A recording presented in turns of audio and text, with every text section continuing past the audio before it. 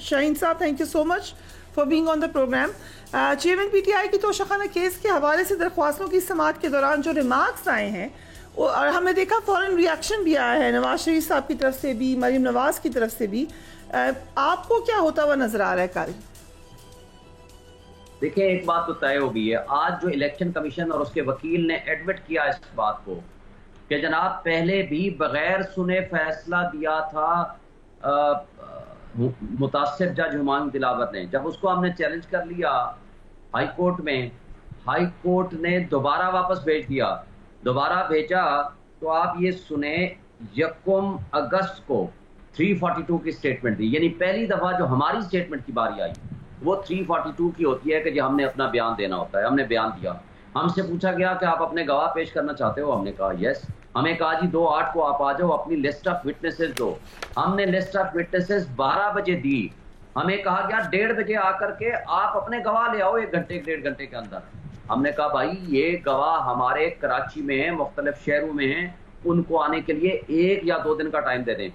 आगे से जज साहब क्या फैसला लिखते हैं, 1.5 घंटे तक वो कहते हैं गवाह ले आओ। 1.5 घंटे बाद वो कहते हैं कि नहीं आपके गवाह रेलिवेंट ही नहीं है, मैं ये आपकी दरखास्त ही खारिज करता हूँ। फिर इस दौरान सुप्रीम कोर्ट ने हाई कोर्ट को हुक्म दिया कि आप इनकी दरखास्त के ऊपर फैसला करें कि क्या ये केस चल भी सकता है, जुरिस्डिक्शन है, मेंटेनेबल है या नहीं है। उस पे हाई कोर्ट बजाय उस पे फैसला करने के, सुप्रीम कोर्ट के फैसले के मुताबिक वो 1 दिन में सुन के वो कहते हैं नहीं जी आप नीचे चले जाएं। जाकर तीसरी मर्तबा वही जज साहब जिसने बगैर सुने हमारे खिलाफ 2 दफा फैसला दे चुके हैं, कहते हैं जी आप वो सुन के फैसला करें। सुन के फैसला करें। 5 तारीख को बगैर सुने ना मौजूद है, ना उसके अंदर उसका वकील मौजूद है। वकील के मुंशी को सुबह अगवा कर लिया जाता है जब वो पटिशन जमा कराने जाते हैं। मेरी उनसे बात होती है ख्वाजा हारिस के मुंशी को, मैं अपने मुंशी को भेजता हूं, उसको अगवा कर लेते हैं, और वो भी हाई कोर्ट के जुरिस्डिक्शन के अंदर से। और उसके बाद क्या करते हैं कि जब हम उनको कहते हैं कि जनाब हम तो चीफ जस्टिस के पास गए थे दरखास्त देने के लिए कि जनाब हमारे मुंशी को उठा लिया, और उसके बाद क्या होता है वो वापस आते हैं, वो 12 बजे से 12:30 बजे के दरमियान कहते हैं मैंने तो फैसला आधे घंटे के अंदर 30 सफ़े बगैर सुने बगैर दस्तखत किए, आधे घंटे में 30 सफ़े। यानी इसका मतलब है कि डिक्टेशन भी आधे घंटे में हो गई, करेक्शन भी हो गई, दस्तखत भी हो गए, टाइप भी हो गई, और 10 मिनट के अंदर अंदर जमान पार्क में अभी आर्डर नहीं मिला किसी को, वारंट ऑफ अरेस्ट साइन भी नहीं हुआ।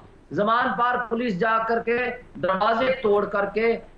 शोएब साहब, एक हम ये भी देख रहे हैं, एक और डेवलपमेंट ये भी हुई, chief justice Islamabad high court पर आदमी इत्माद भी कर दिया। उन्होंने कहा मेरे यहाँ से मुकदमे हटा लें, लेकिन ओवरऑल अगर ये सजा लेट से मुअत्तल हो जाती है इस्लामाबाद हाई कोर्ट से, तो फिर क्या रहाई है सबरा तरीके इंसाफ के लिए, या और इतने सारे मुकदमात हैं तो किसी और में भी उनकी गिरफ्तारी हो जाएगी?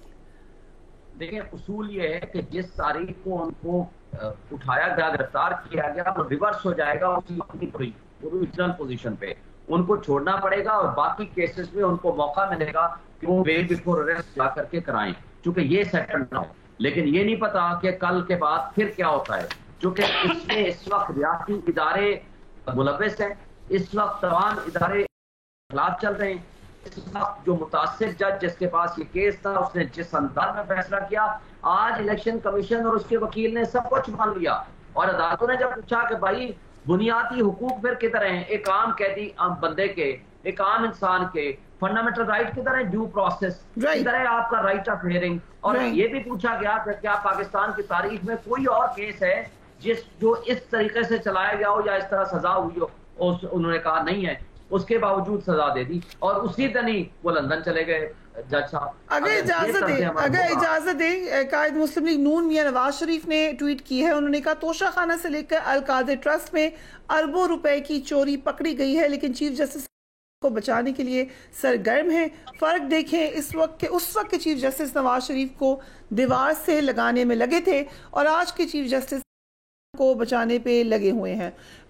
So the question Nawaz Sharif साहब से इस तोशाखाना के हिसाब से एक सवाल है। नवाज शरीफ साहब ने, आसिफ जरदारी ने, यूसुफ रजा गिलानी ने, मरियम नवाज ने उसी तोशाखाना से गाड़ियां ली और जिनके खिलाफ रेफरेंस बने ये जुर्म है, क्योंकि रूल के मुताबिक अगर मुझे अलाउ करें तो राना एहसान की तरफ चलते हैं। अगर शेफ साहब बना और वो रेफरेंस वापस हो गया क्योंकि नैब लॉ बदल गया। राइट। राना एहसान, पिछले चीफ जस्टिस से शिकायत थी कि जी हमसे सख्ती हो गई, अब शिकायत है कि दूसरे से सख्ती क्यों नहीं हो रही। सो ये तो खुला तजाद नहीं हो गया? नहीं, ये तो देखें एक रेस्क्यू मिशन जारी है और ये अभी का नहीं जारी, ये तो जब पीडीएम की हुकूमत आई और अब तो इख्तिताम पजीर भी खत्म हो चुकी है, अब तो केयर टेकर सेटअप है, लेकिन वो रेस्क्यू मिशन जो है वो बिल्कुल जारी वो साजी है।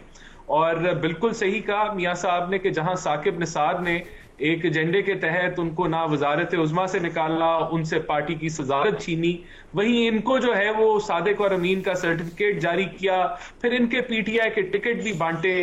और अब जो सिस्टम चल रहा है उसके अंदर मैं तो समझता हूं कि वो 63A की तशरीह जो आप किसी कानून के स्टूडेंट को भी पढ़ा के पूछ लें कि वोट काउंट होगा नहीं होगा, उसको कहा वोट नहीं काउंट होगा, इधर से हुकूमत लेके इनके हाथों में डाल दी। और फिर जब 9 मई का वाकया होता है तो उनको मुस्कुरा के पूछते हैं कि उम्मीद है आप खैरियत से होंगे, फिर मर्सिडीज गाड़ियां दी जाती हैं, डी चौक अगर आप चले जाएं तो कहा जाता है कि भूल गए होंगे या शायद इनको फैसले का पता ना चला हो। तो ये जो मैं समझता हूं एक सपोर्टिव ट्रेंड रहा है कि हर काम में सुप्रीम कोर्ट ने आना है, ट्रायल कोर्ट का मामला हो तो वहां भी सुप्रीम कोर्ट का रोल आ जाता है, हाई कोर्ट रद्द हो जाते हैं, कोई मामला हो, कोई पिटीशन पीटीआई की दायर हो। आप एक्सपेक्ट क्या कर रहे हैं?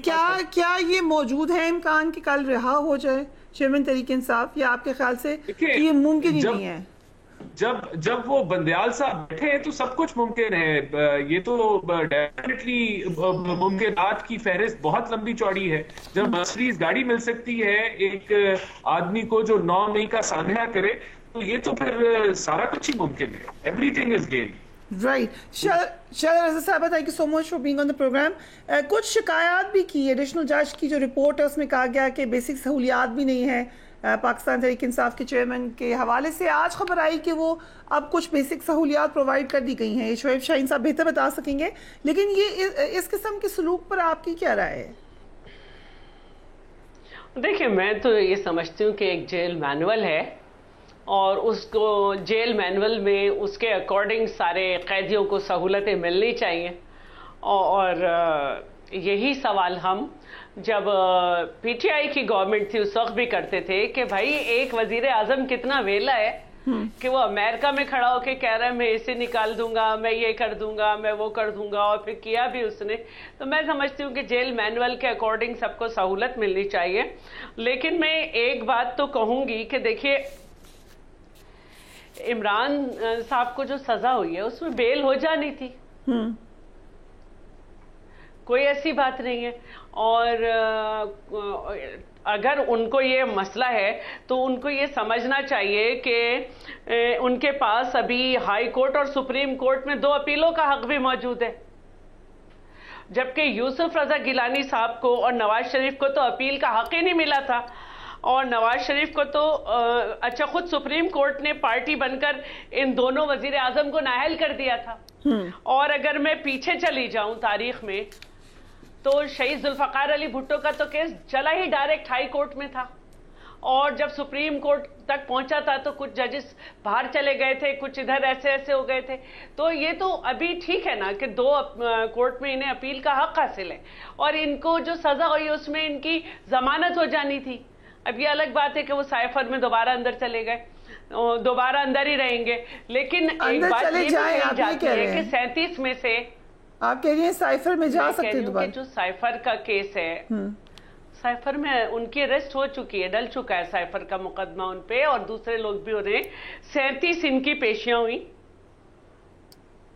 34 में ये गैर हाजिर रहे। उसके बाद जिस दिन फर्दे जुर्म आइन होनी थी उस दिन का मेरे पास 8 गवाह। अगले दिन जब क्या कहते हैं इनको गवाह पेश करने थे, 4 गवाह नहीं बल्कि सिर्फ उनके नाम अदालत में आए। तो ठीक है कि कब नहीं हुआ कि अदालतों ने उनके साथ क्या वो नहीं की नरमी। अदालतें तो उन्हें बुलाती रही, इतने बजे आइए, इतने बजे आइए, इतने बजे आइए। हद तो यह है कि जब उनको पहले अरेस्ट करने गए थे तो पुलिस जो थी वो प्ले कार्ड पे लिखा था कि हम हुकूमत की वजह से नहीं आए हैं, अदालत ने भेजा है कि आपको अरेस्ट करके लाया जाए। उस पर बाद पेट्रोल बम फेंके थे। तो मेरा ये कहना है कि हमें ये देखना है कि अगर गलत सुना गया है, अदालत ने गलत सुना है, तो इनके पास राइट ऑफ अपील है हाई कोर्ट का। राइट। सुप्रीम कोर्ट में वैसे ही इन्हें देख के गुड टू सी यू होगा।